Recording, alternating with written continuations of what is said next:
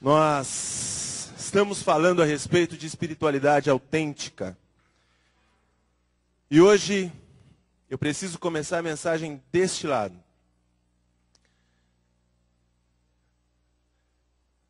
Talvez você pense, mas no sentido parece seria o fim, porque começaria lá. Eu quero que você tenha aqui como o início. Eu quero que você imagine agora a respeito da espiritualidade. Todos nós precisamos alcançar, queridos, a espiritualidade. Deus espera que você seja espiritual. Acredite nisso. Deus espera que você seja espiritual. Deus espera que você viva espiritualmente. Mas para nós entendermos a questão da espiritualidade, para nós entendermos os planos de Deus para a nossa vida espiritual, nós precisamos ter uma sequência lógica. Nós precisamos ter uma ideia lógica de tudo o que acontece. Caso contrário, nós não vamos alcançar. Nós não vamos chegar lá. Sabe, infelizmente, as pessoas elas estão caminhando e vivendo muitas vezes sem entender o local aonde elas estão. E se eu não sei aonde eu estou, dificilmente vou saber aonde eu quero chegar. Não é isso? Se eu não tenho a menor ideia de onde eu estou, como é que eu vou saber aonde eu quero chegar? Qualquer lugar, qualquer porto é porto e qualquer vento será um vento contrário. Nós precisamos então entender o processo de Deus para nos tornarmos pessoas espirituais. E eu quero começar nesse lugar aqui.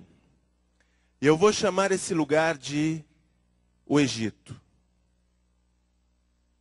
Durante muito tempo, Deus dizia ao homem, não vai para o Egito. E o que o homem fazia? Ele ia para o Egito. Abraão não vai para o Egito. E Abraão ia para o Egito. Isaac não vai para o Egito. Isaac ia para o Egito. Jacó não vai. Jacó ia para o Egito. É como se Deus tivesse dito, vocês querem tanto ir para o Egito? Então faz o seguinte, agora vocês vão ficar no Egito. Mas vocês vão ficar 400 anos como escravos no Egito. Embaixo de uma escravidão no Egito. Escravos ali. E dali vocês não vão sair. 400 anos, queridos, é suficiente para a pessoa esquecer a sua liberdade. Para a pessoa esquecer a sua identidade. Para a pessoa deixar de pensar como livre e passar a ver a vida como um mero escravo. Porque nós estamos falando aí de 5, 6 gerações. Imagine você, eu nasci escravo. O meu pai nasceu escravo, o meu avô nasceu escravo. Eu já nem me recordo mais o que é ser livre, porque na minha família todas as gerações foram escravas. Sabe, irmãos, o Egito, ele tipifica, ele é o tipo do homem no mundo, do mundo. A condenação, o homem sem Cristo. Há cerca de 6.000 anos, aproximadamente, o homem decidiu se apartar de Cristo, quando ele decidiu pecar, quando ele decidiu que ele queria ser tanto quanto Deus. E ele desobedeceu Deus. Naquele momento em diante, o homem, ele foi condenado e tirado fora da presença de Deus, de tudo aquilo que Deus havia planejado para ele.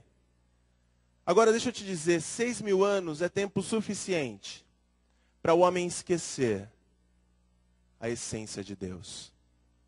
Sabe, quando nós olhamos para esse mundo, quando nós olhamos para as coisas que acontecem nesse mundo, quando nós olhamos para a imoralidade, quando nós olhamos para a crueldade, quando nós olhamos para situações como essas, nós nos perguntamos como um ser humano é capaz de fazer isso. Como o ser humano ele é capaz de matar desse jeito, como o ser humano é capaz de não amar o seu próximo desse jeito, como o ser humano é capaz de se valorizar tão pouco desse jeito. E a resposta é essa. As pessoas estão vivendo no Egito, as pessoas estão vivendo no mundo e elas se esqueceram. Porque a mente, a nossa lembrança ela é muito curta, muito curta. Imagine todos esses anos. E elas se esqueceram de onde elas saíram.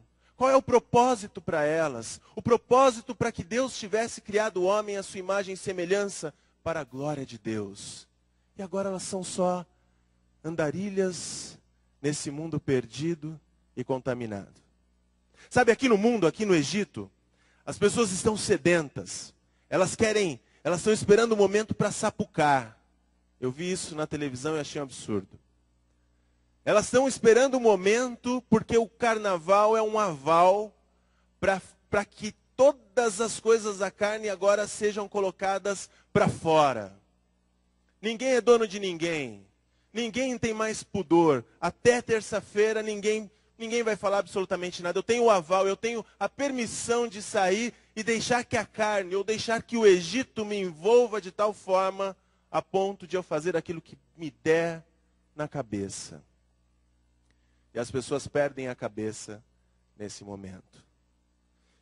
Mas Deus olhou para aquele povo por 400 anos no Egito. Em um determinado momento, Deus levantou um homem. E o nome desse homem era Moisés. Moisés foi levantado para tirar o povo do Egito. Para libertar aquele povo que não foi feito para ser escravo. Sabe o que é interessante, queridos? Aquele povo já não lembrava mais o que era ser livre. Não lembrava mais, e por isso que Deus deu Gênesis, por isso que Deus deu esse texto tão maravilhoso que é o início de tudo, para que o homem pudesse olhar e lembrar que ele não foi feito para ser escravo, mas ele foi feito para ser a imagem e semelhança de Deus. Ele foi feito para ser a criatura principal, a coroa da criação. Deus levantou Moisés. E Moisés então reuniu aquele povo.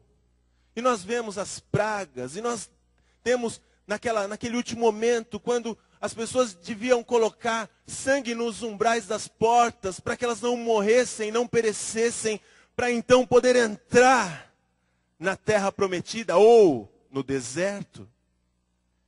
E aí Moisés, ele para, diante do Mar Vermelho. O Egito não quer liberar esse povo.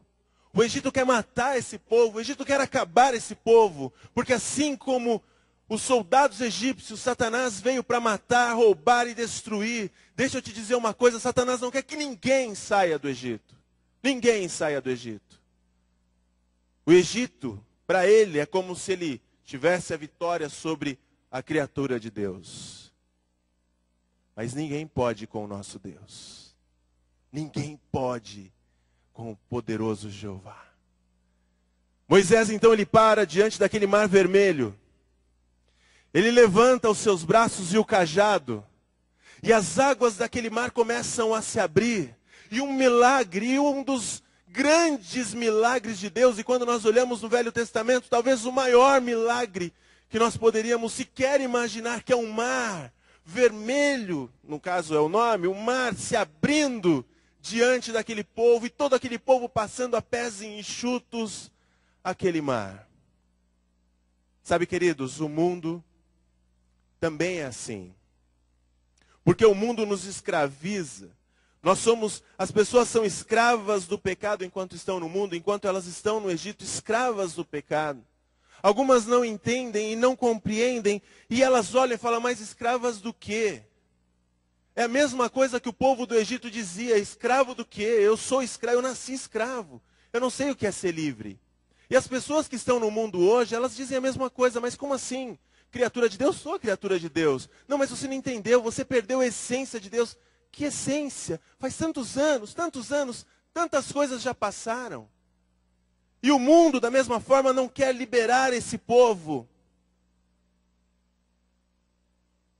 E um outro grande milagre acontece. Não é o Mar Vermelho. É muito maior que o Mar Vermelho. É muito maior. É muito maior. Queridos, porque Deus mandou Moisés livrar o povo do Egito. E Deus mandou seu filho nos livrar do Egito. Nos livrar do mundo. Deus, o próprio Deus se fez carne, caminhou entre nós, para que nós pudéssemos ser livres desse lugar, sermos livres do Egito, sermos livres do pecado, sermos livres da condenação, sermos livres da ira de Deus. Porque segundo a palavra de Deus em Romanos 1, a ira de Deus se revela do céu, ela está sendo revelada do céu. Naquele dia, no Velho Testamento, o mar se abriu. Quando nós olhamos para o nosso Egito, nós vemos Cristo morrendo em uma cruz. Mas mais do que isso, nós vemos Cristo ressuscitando. E é o maior milagre que poderia existir. O nosso papel, o papel do povo para sair do Egito, foi caminhar. Caminhem, marchem. Marchem rumo à libertação de Deus. O nosso papel é nos prostrarmos diante do Senhor, Jesus, e dizermos: Senhor, eu abro o meu coração para que o Senhor entre e faça morada. Eu te recebo como o meu Salvador. Sabe, aqui no mundo, Jesus, ele está como um juiz. Mas quando nós passamos por esse milagre, Jesus agora é o nosso Salvador. Eu não ouvi um glória a Deus. Oh, que bênção! E aquele povo passou, e nós passamos. Um grande milagre acontece em nossas vidas. Essa cruz, queridos, quando nós passamos pela cruz de Cristo, quando nós atravessamos a cruz de Cristo, essa cruz ela passa a nos dar o poder de ser. Agora nós não somos mais criaturas, agora nós somos filhos de Deus. Nós éramos escravos, agora nós somos livres. Nós éramos pessoas que andavam cabisbaixas, mas agora nós podemos levantar a nossa cabeça. Levantai as vossas cabeças. Sabe, nós tínhamos sobre nós um jugo e a ira de Deus, e agora nós somos objeto do amor de Deus. Oh, que bênção! E o povo passou. Nem tanto. Porque quando o povo passou, ele entrou aonde? Vocês lembram da história? O povo hebreu? Passaram o Mar Vermelho. Qual foi a próxima etapa? Oi? O deserto. Ai, o deserto. E na vida do cristão? Deixa eu te dizer uma coisa, queridos. Na vida do cristão também. E aí, nós atravessamos a cruz de Cristo. Nós somos novas criaturas. Somos salvos agora. Ninguém tira isso de nós. Ninguém nos arrebatará da mão do nosso Salvador. Ninguém nos separará do amor de Cristo. Nós somos o Senhor, mas a palavra de Deus diz que nós éramos mortos e nascemos de novo espiritualmente. Espiritualmente agora eu nasci de novo. Mas quando eu entro nessa vida cristã, existe algo que está muito vivo. E esse algo se chama eu. É o meu ego. É o meu eu, é o eu carnal. Esse eu carnal, ele continua vivo e continua atrapalhando a minha vida. Hebreus 3, do 7 ao 18. E esse deserto está ficando quente.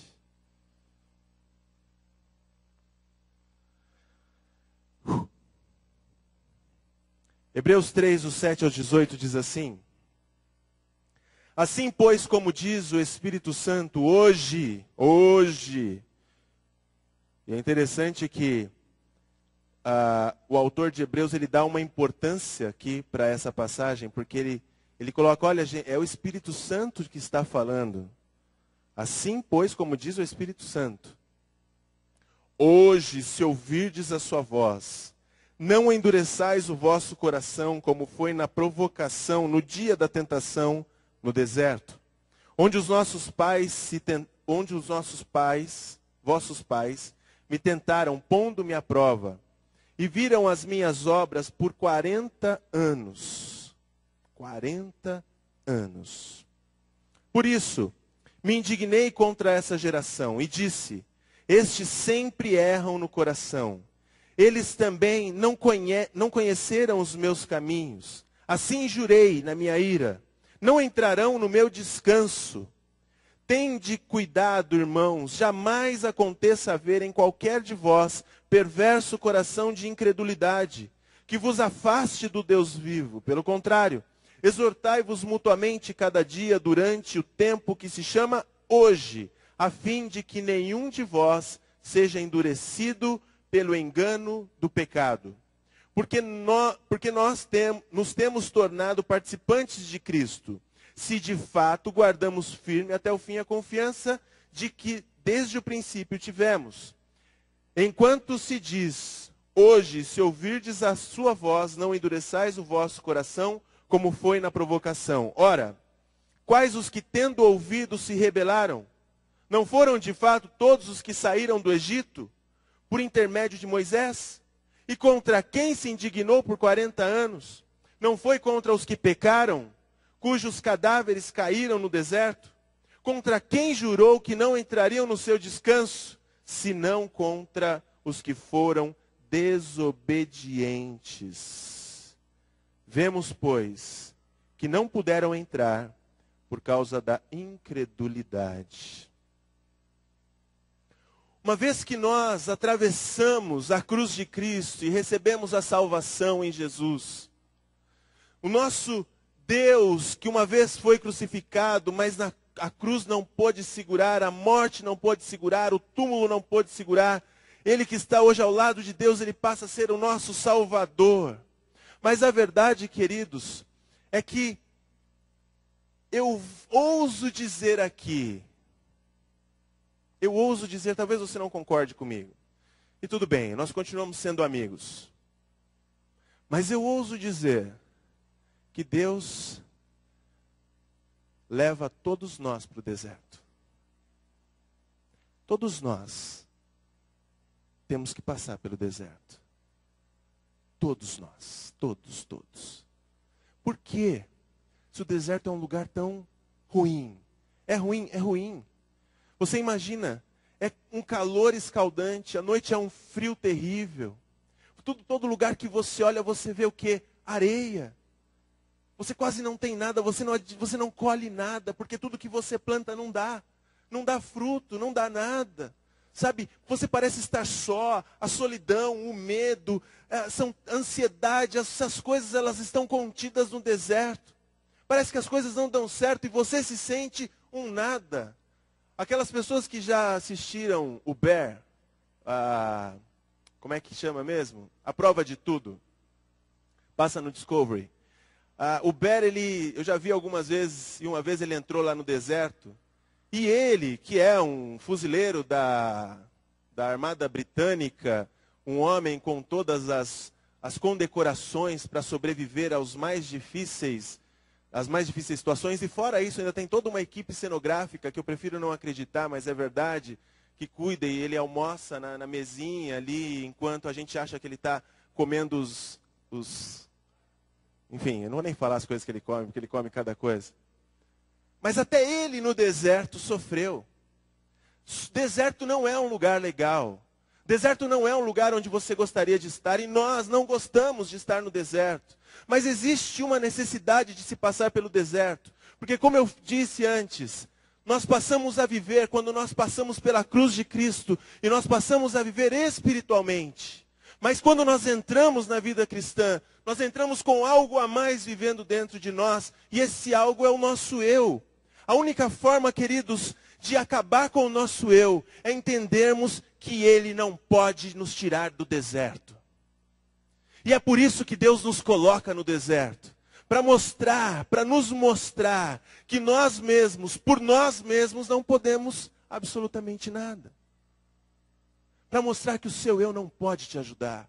Para mostrar que você, os seus conceitos, os seus valores pessoais, a sua forma de agir, a sua forma de caminhar, a sua forma de pensar, o nosso eu, o nosso ego, os nossos interesses, eles não vão nos ajudar em nada com a nossa vida espiritual. O nosso tema é espiritualidade autêntica. E é óbvio e lógico. A única forma de ser espiritual é deixar de ser carnal. Porque se somos carnais, não podemos ser espirituais. E por isso Deus nos coloca no deserto. E as coisas vão ficando difíceis no deserto. Está sol, está calor. Eu não aguento essa história.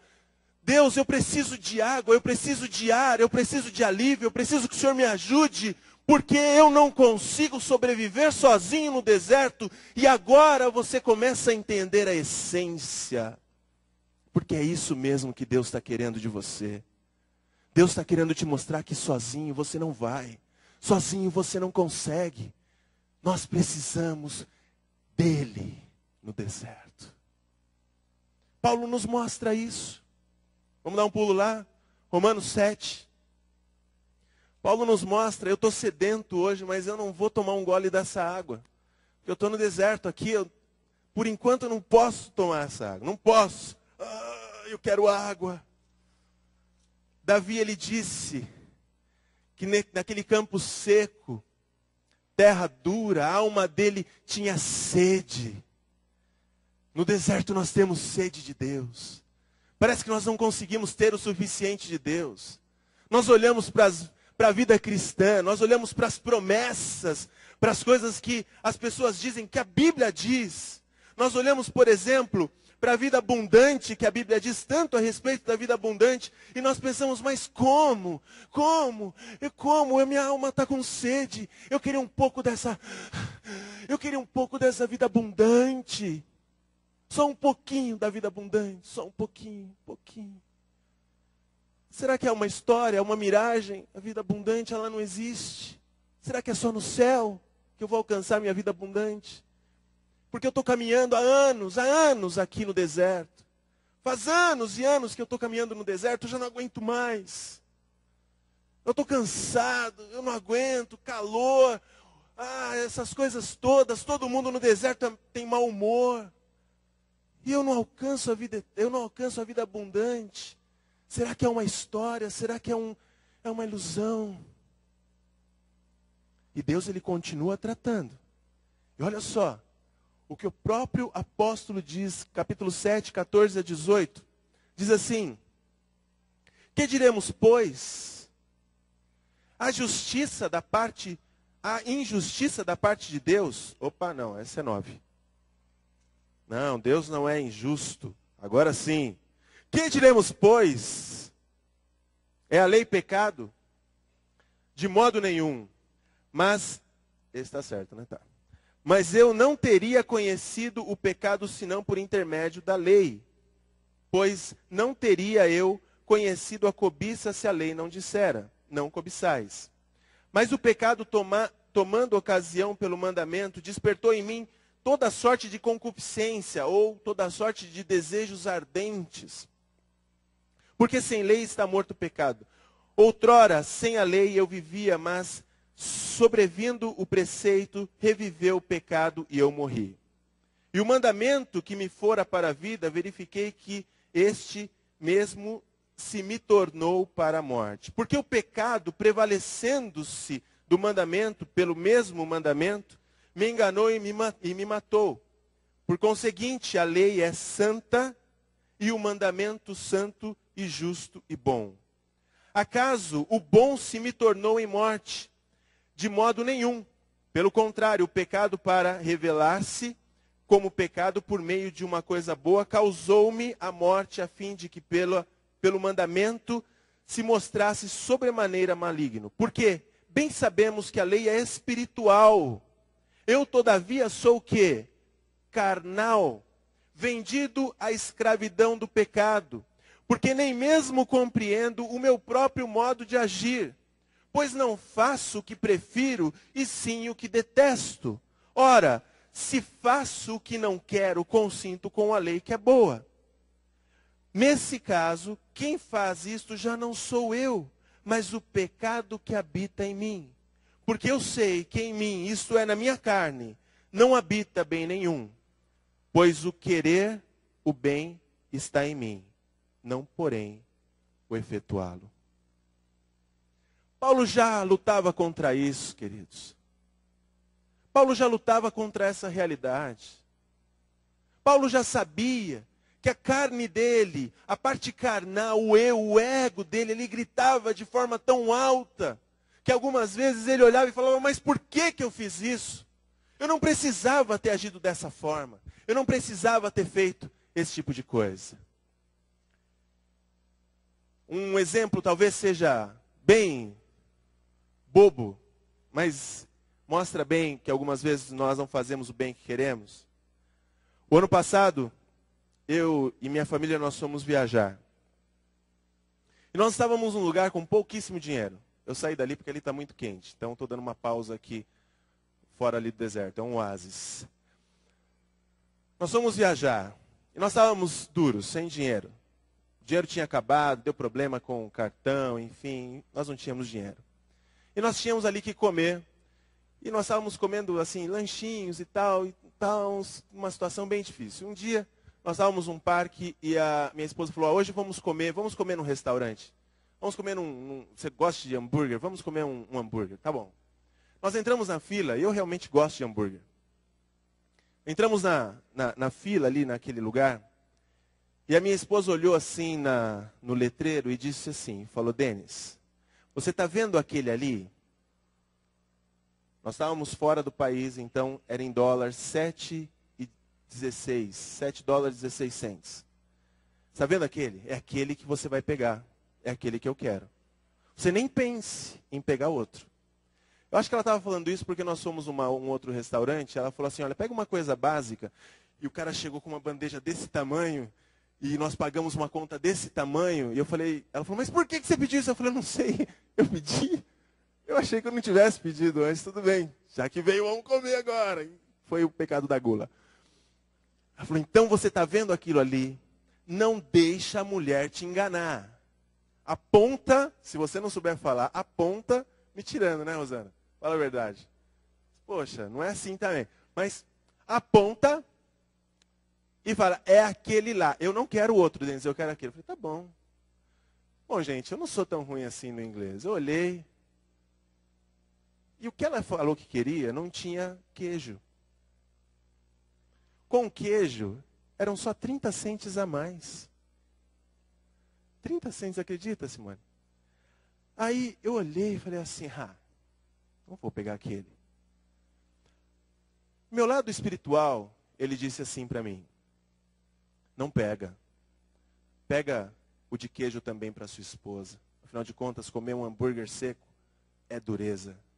Pega um de queijo. Mas o meu lado carnal, ele disse assim, ela disse que você não entende nada. Pega o seco para ela. E pega um queijo para você. O bem que eu sei que eu devo fazer, esse eu não faço. Eu cheguei no caixa, e aquela luta comigo interiormente, eu sabia, espiritualmente eu sabia, eu tenho que amar, amar a todos, minha esposa mais ainda. Eu não posso fazer o mal para ela, não posso. Ela nem está aqui ouvindo isso, senão vai reviver essas coisas. E, eu preciso pegar. E o mal dentro de mim falava, não pega, não pega, não pega. Eu cheguei para a menina do caixa e falei assim, eu quero um daquele ali, de 7,30. Porque a minha esposa quer um daquele. E dá um outro de 7,60 para mim. O mal que eu não quero, muitas vezes, fala mais alto do que o bem que eu deveria fazer. Por quê? Por quê? Porque quando nós passamos pela cruz, existe algo que passa muito, muito vivo dentro de nós. Que é o nosso eu, a nossa carne, o nosso ego. E eu vim com aquelas duas bandejas e a luta continuou dentro de mim. Eu pensei, espiritualmente, em Cristo, humilde, negando a mim mesmo, tomando a minha cruz, aborrecendo a mim mesmo. Não é isso que diz lá em Lucas 14? Se eu não fizer isso, eu não posso ser discípulo, é o que diz. Eu vim falando, não, é verdade.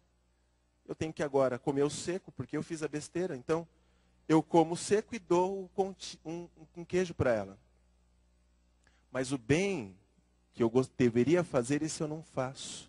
E o mal que eu não deveria fazer, muitas vezes vem à tona. E eu cheguei e disse, está aqui o seu. Esse aqui é o meu. Mas por que o seu tem queijo e o meu não tem? Falei, porque você me disse que não era para pegar nenhum fora aquele.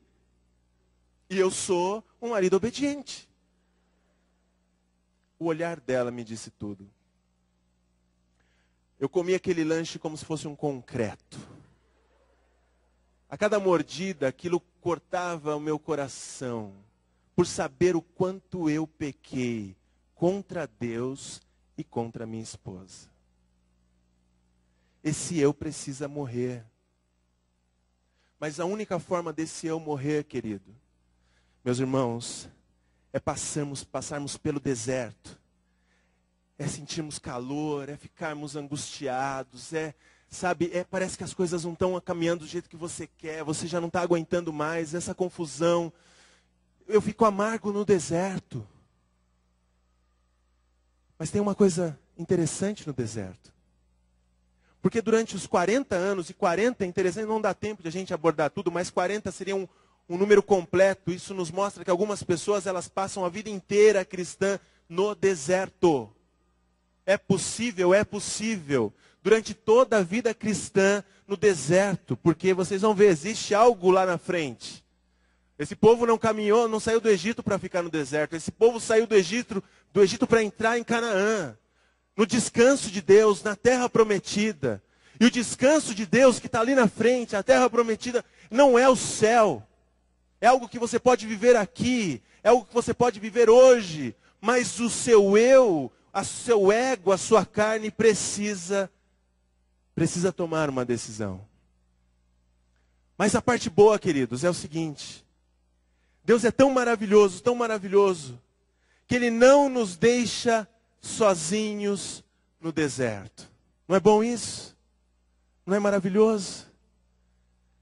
Durante todo o tempo que aquele povo andou no deserto, eles continuavam tendo o quê? O que comer. Porque todos os dias Deus providenciava o maná para eles. Todos os dias Deus providenciava, menos a sexta-feira. Eles colhiam o dobro. No sábado, colhiam o dobro, porque naquele tempo eles guardavam o sábado. Todos os dias. Eu posso tomar a água. Porque sempre havia uma pedra. Deus sempre providenciava a água àquele povo.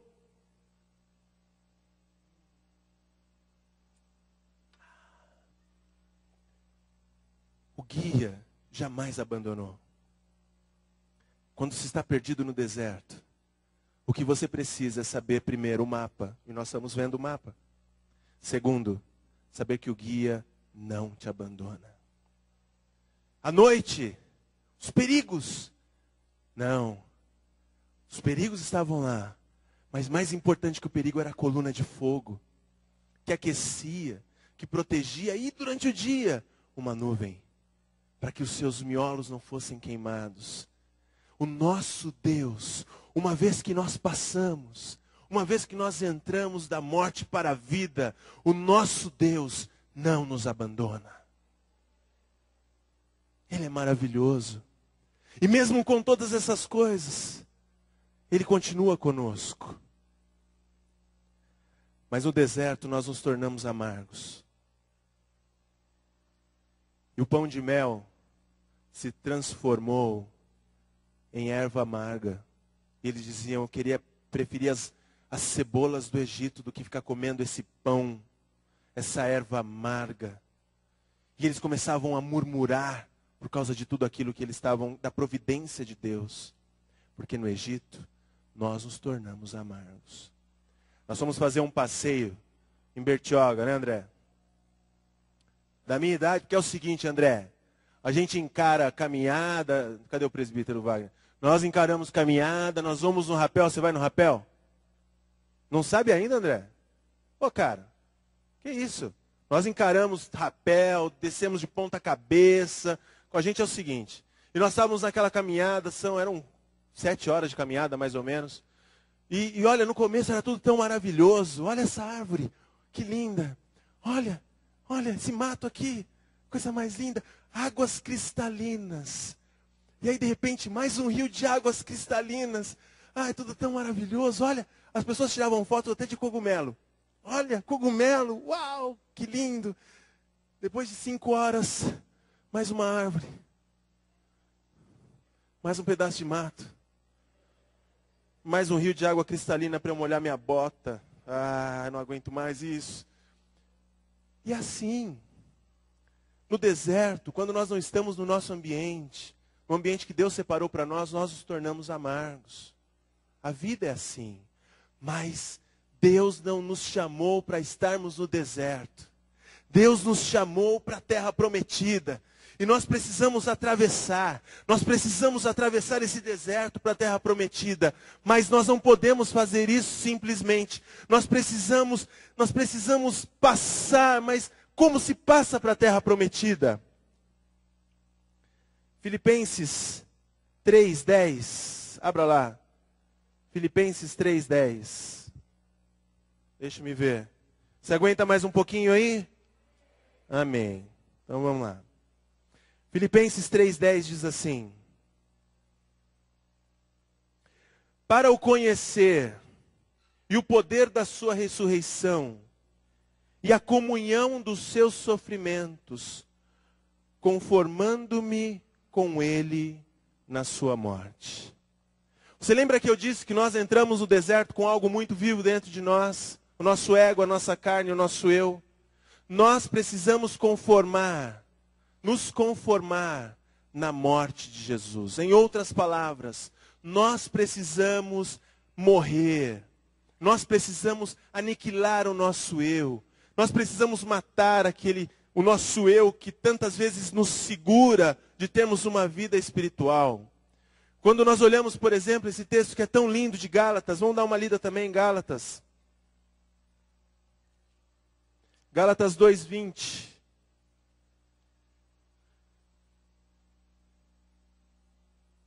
Talvez alguém me pergunte, mas se Deus está presente no deserto, eu podia ficar no deserto mesmo, já sou salvo mesmo, Deus está presente, eu tenho maná, eu tenho água.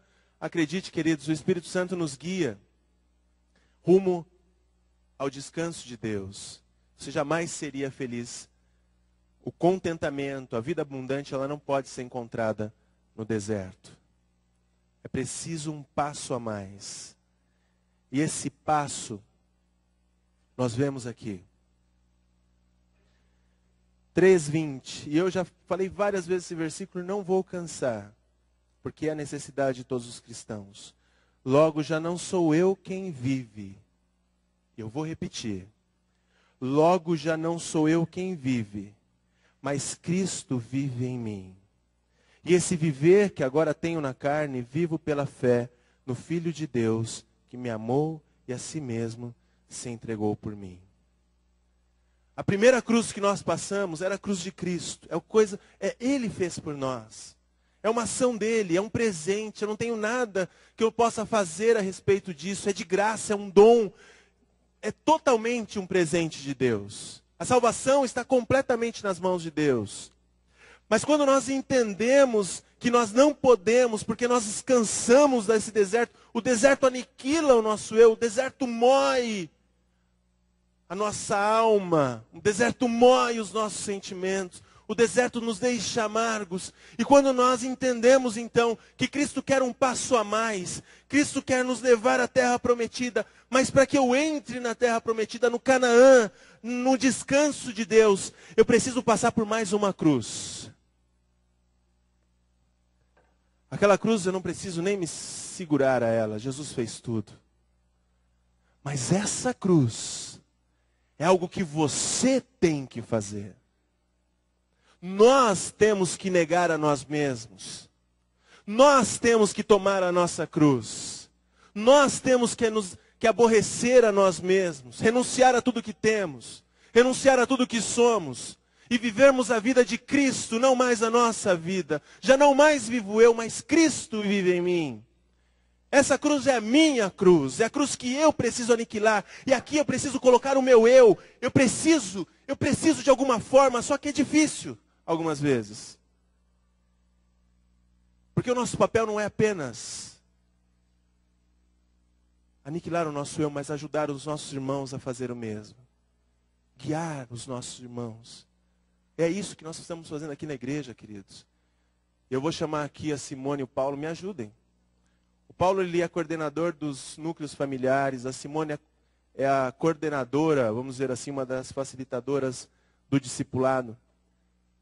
E eu poderia chamar aqui a professora Marilena, Eu poderia chamar aqui vários irmãos, eu poderia chamar o presbítero Wagner, eu poderia chamar aqui a Jusilene, eu poderia chamar o Maurino que está filmando, eu poderia chamar o Caleb que está lá na mesa de som, eu poderia chamar qualquer um para me ajudar a segurar a cruz, porque talvez eu não consiga sozinho, porque, queridos, esse é um passo difícil para mim. O que eu estou dizendo aqui é que o meu eu agora ele vai acabar, ele vai morrer, ele já não vai existir mais. E eu preciso que irmãos me ajudem para agora aniquilar o meu eu.